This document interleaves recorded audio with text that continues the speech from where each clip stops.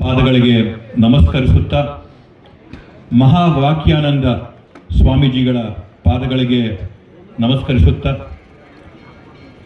ಸೌಖ್ಯಾನಂದಾಜಿ ಸ್ವಾಮಿಗಳ ಪಾದಗಳಿಗೆ ನಮಸ್ಕರಿಸುತ್ತಾ ವೇದಿಕೆಯ ಮೇಲೆ ಆಸೀನರಾಗಿರ್ತಕ್ಕಂಥ ಹಿರಿಯರು, ತಂದೆ ಸಮಾನರಾದಂಥ ಗೋಪಾಲಣ್ಣವರೇ, ಬಚ್ಚಣ್ಣವರೇ, ವೇದಿಕೆಯ ಮೇಲೆ ಆಸೀನರಾಗಿರ್ತಕ್ಕಂಥ ಎಲ್ಲ ಗಣ್ಯಾತಿ ಗಣ್ಯರೇ, ಈ ಕಾರ್ಯಕ್ರಮಕ್ಕೆ ಬಂದಿರತಕ್ಕಂಥ ನಮ್ಮ ಎಲ್ಲ ಅಣ್ಣ ತಮ್ಮಂದ್ರೆ, ಅಕ್ಕ ತಂಗಿಯಂದ್ರೆ, ತಾಯಂದ್ರೆ, ತಮ್ಮೆಲ್ಲರಿಗೂ ಕೂಡ ಈ ಒಂದು ಪವಿತ್ರವಾದಂಥ ಈ ಒಂದು ಪುಣ್ಯದ ದಿನದಂದು ಪೂಜೆನಗರ ಗ್ರಾಮದಲ್ಲಿ ಬಂದು ಈ ಒಂದು ದೇವಾಲಯದ ಲೋಕಾರ್ಪಣೆ ಕಾರ್ಯಕ್ರಮದಲ್ಲಿ ಬಂದು ಭಾಗವಹಿಸಿರೋದಕ್ಕೆ ತಮ್ಮೆಲ್ಲರಿಗೂ ಕೂಡ ಮನಸ್ಪೂರ್ವಕವಾದಂಥ ಅಭಿನಂದನೆಗಳನ್ನ ಈ ಸಂದರ್ಭದಲ್ಲಿ ನಾನು ಸಲ್ಲಿಸಕ್ಕೆ ಬಯಸ್ತೇನೆ. ಬಂಧುಗೆ, ಈಗಾಗಲೇ ಎಲ್ಲರೂ ಸಾಕಷ್ಟು ವಿಷಯಗಳನ್ನ ಈಗಾಗಲೇ ಹಂಚ್ಕೊಂಡಿದ್ದಾರೆ. ಒಂದು ಗ್ರಾಮ ಅಂತಂದ್ರೆ ನಮ್ಮ ಗ್ರಾಮದಲ್ಲಿರ್ತಕ್ಕಂಥ ಸುಮಾರು 2-3 ಆಸ್ತಿಗಳನ್ನ ಮಾತ್ರ ಎಲ್ಲ ಸಾರ್ವಜನಿಕರಿಗೂ ಸೇರಿದಂಥ ಆಸ್ತಿ ಅನ್ಕೊಳ್ಳುವಂಥದ್ದು. ನಮ್ಮೂರಿಗೆ ಬಂದಾಗ ನಮ್ಮೂರಲ್ಲಿರ್ತಕ್ಕಂಥ ಶಾಲೆನ ನಾವು ನಮ್ಮೂರ ಶಾಲೆ, ನಮ್ಮ ಶಾಲೆ ಅಂತೀವಿ. ಯಾಕಂದ್ರೆ ಅದು ಎಲ್ಲರಿಗೂ ಕೂಡ ಜಾತ್ಯತೀತವಾಗಿ ಸೇರಂತ ಒಂದು ಆಸ್ತಿ, ಜಾತ್ಯತೀತವಾಗಿ ಕೂಡ ಸೇರಂತ ಒಂದು ಸ್ವತ್ತು ನಮ್ಮೂರಿನ ಶಾಲೆ ಅಂತೀವಿ. ಅದೇ ರೀತಿಯಲ್ಲಿ ಏನು ನಾವೆಲ್ಲ ಕೂಡ ಹಾಲು ಹಾಕಿ ಹೈನುಗಾರಿಕೆ ಮಾಡಿ ನಂದಿ ದೇವತೆ ಅಂತ ಪೂಜೆ ಮಾಡೋಂಥ ರಾಸುಗಳ ಹಾಲನ್ನ ಶೇಖರಣೆ ಮಾಡೋಂಥ ಡೈರಿ ಏನಿರುತ್ತೆ, ಆ ಡೈರಿನ ನಾವು ನಮ್ಮೂರಿನ ಡೈರಿ, ನಮ್ಮೆಲ್ಲರಿಗೂ ಕೂಡ ಸೇರಂತ ಡೈರಿ ಅಂತೇಳಿ ನಾವು ಮಾತಾಡ್ತೀವಿ.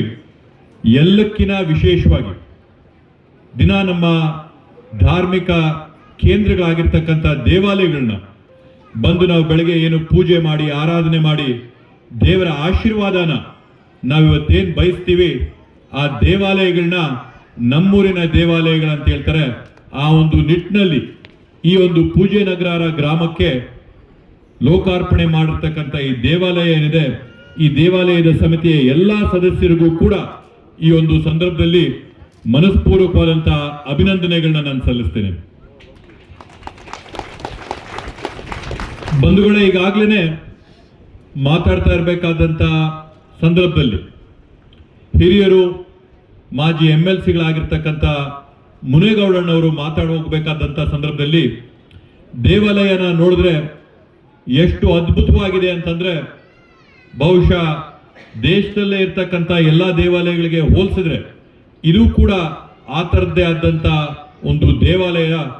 ರಾಮ ಜನ್ಮಭೂಮಿ ಅಯೋಧ್ಯೆಯಲ್ಲಿರ್ತಕ್ಕಂಥ ಏನು ದೇವಾಲಯ ಇದೆ, ಆ ಮಾದರಿಯಲ್ಲೇ ಈ ದೇವಾಲಯ ಬಂದಿದೆ ಅಂತ ಒಂದು ಮಾತನ್ನ ಏನು ಹೇಳಿದ್ರು, ನಿಜವಾಗ್ಲೂ ಕೂಡ ಅದಕ್ಕೆ ನಾನು ಕೂಡ ನನ್ನ ಒಂದು ಬೆಂಬಲನ ಸೂಚನೆ ಮಾಡಿ ಅದೇ ತರ ಇದೆ ಈ ದೇವಸ್ಥಾನ ಅಂತ ಈ ಸಂದರ್ಭದಲ್ಲಿ ಹೇಳ್ತಾ, ಒಂದು ವಿಶೇಷತೆ ಏನಂತಂದ್ರೆ, ಸ್ವಾಮೀಜಿ, ನಮ್ಮ ತಾಲೂಕು ಸಾಕಷ್ಟು ಅಭಿವೃದ್ಧಿ ಹೊಂದ್ತಾರೆ.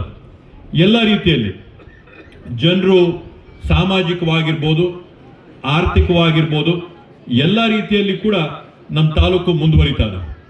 ಏನು ಬೆಂಗಳೂರಿನ ಗಡಿಯಲ್ಲಿದ್ದು ಮೊದಲು ಬೆಂಗಳೂರಿಂದ ಹೊಸಕೋಟೆಗೆ ಬರಬೇಕಂದ್ರೆ 1.5 ಗಂಟೆ, ಮಧ್ಯದಲ್ಲಿ ಊರುಗಳಿರಲಿಲ್ಲ, ಮಧ್ಯದಲ್ಲಿ ಕೆರೆ, ಮರಗಳು, ಗಿಡಗಳು, ಜನ ಸಂದ್ರೇನೇ ಇರಲಿಲ್ಲ.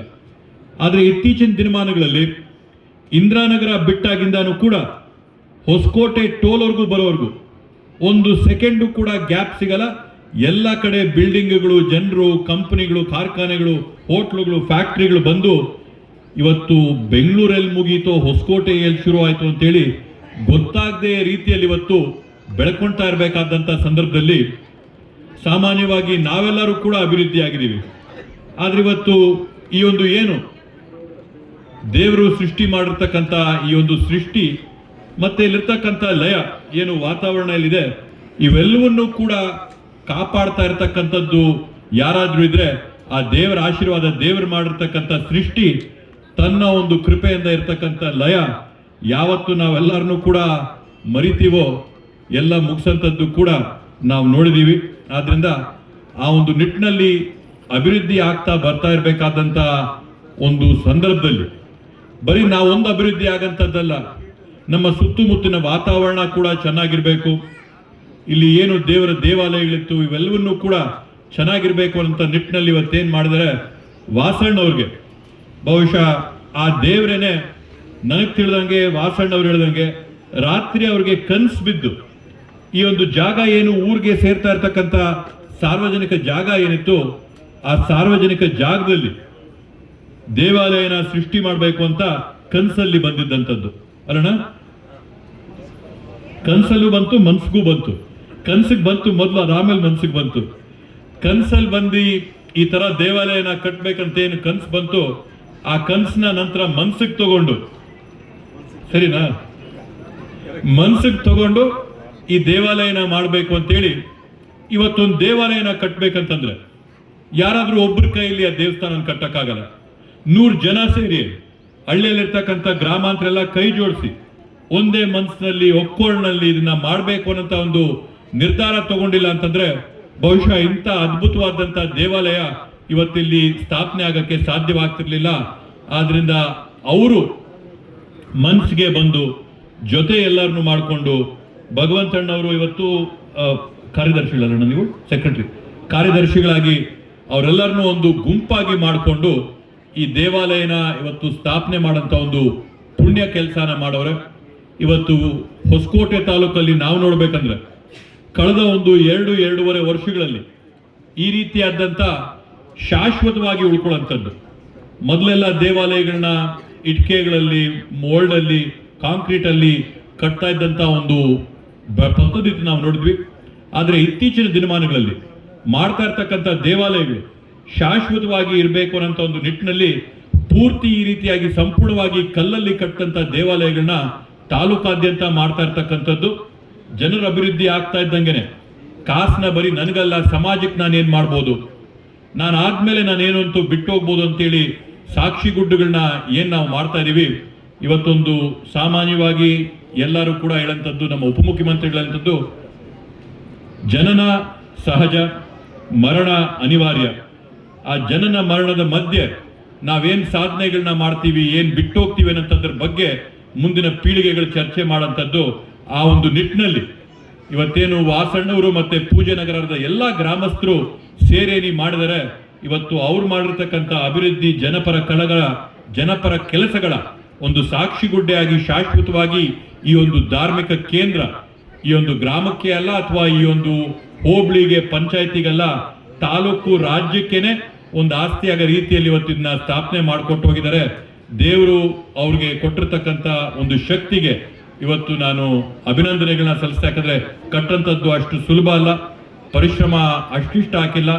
ಹಲವಾರು ವರ್ಷಗಳ ಪ್ರತಿಫಲವಾಗಿ ಇವತ್ತು ಈ ಲೋಕಾರ್ಪಣೆ ಕಾರ್ಯಕ್ರಮನ ನಾವು ಮಾಡ್ತಾ ಇದೀವಿ ಅಂತ ಈ ಒಂದು ಸಂದರ್ಭದಲ್ಲಿ ಹೇಳ್ತಾ, ಎಲ್ಲ ಈ ರೀತಿಯಾದಂಥ ಧಾರ್ಮಿಕ ಕಾರ್ಯಕ್ರಮಗಳು ನಾಳೆ ನಮ್ಮ ಹೊಸಕೋಟೆ ನಗರದಲ್ಲೇನೆ ರಾಜಸ್ಥಾನ ಸಮುದಾಯಕ್ಕೆ ಸೇರಂತ ಸೀರ್ವಿ ಸಮಾಜ ಅಂತ ಹೇಳಿದ್ರೆ ಅವರು ಸುಮಾರು ಈ ತರದ್ದೇನೆ 5-6 ಕೋಟಿ ರೂಪಾಯಿಗಳ ಬೆಲೆ ಬಾಳಂತ ಒಂದು ದೇವಸ್ಥಾನನ, ಚಾಮುಂಡೇಶ್ವರಿ ದೇವಸ್ಥಾನನ ಹೊಸಕೋಟೆ ನಗರದಲ್ಲಿ ಲೋಕಾರ್ಪಣೆ ಮಾಡ್ತಾ ಇದ್ದಾರೆ. ಇದೇ ತರದಲ್ಲಿ ಮೊನ್ನೆ ಸ್ವಾಮೀಜಿಗಳು ಕೂಡ ಬಂದಿದ್ರು.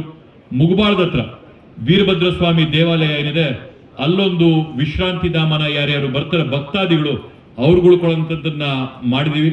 ಈ ತರ ತಾಲೂಕಾದ್ಯಂತ ಬೇರೆ ಬೇರೆ ಕಡೆ ಧಾರ್ಮಿಕವಾಗಿ ಏನು ಅಭಿವೃದ್ಧಿ ಮಾಡಬೇಕು, ತಾಲೂಕಿಗೆ ಮೂಲಭೂತ ಸೌಕರ್ಯಗಳಿಗೆ, ರಸ್ತೆಗಳಾಗಿರ್ಬೋದು, ತಾಲೂಕ್ ಕಚೇರಿ ಆಗಿರ್ಬೋದು, ಆಸ್ಪತ್ರೆ ಆಗಿರ್ಬೋದು, ತಾಲೂಕ್ ಪಂಚಾಯತಿ ಆಗಿರ್ಬೋದು, ಇವೆಲ್ಲವನ್ನೂ ಕೂಡ ಇವತ್ತಿನ ಕಾಲಘಟ್ಟಕ್ಕೆ ಅನುಗುಣವಾಗಿ ಯಾವ ತರ ನಾವು ಮೇಲ್ದರ್ಜೆಗೆ ಏರಿಸಬೇಕು, ದೇವಸ್ಥಾನಗಳು ಇವತ್ತು ಯಾವ ರೀತಿಯಲ್ಲಿ ನಮ್ಮ ತಾಲೂಕಲ್ಲಿ ಅದ್ಭುತವಾಗಿ ಮಾಡ್ತಾ ಇದೀವೋ, ಸಾರ್ವಜನಿಕರಿಗೆ ಏನು ಮೂಲ ಸೌಕರ್ಯಗಳನ್ನ ಒದಗಿಸಬೇಕಾಗಿದೆಯೋ ಅದನ್ನು ಕೂಡ ಗುಣಮಟ್ಟನ ಜಾಸ್ತಿ ಮಾಡಿ ತಾಲೂಕಿನ ಸರ್ವತೋಮುಖ ಅಭಿವೃದ್ಧಿಗೆ ಇವತ್ತು ನಾವು ಮುಂದಾಗಿದ್ದೀವಿ.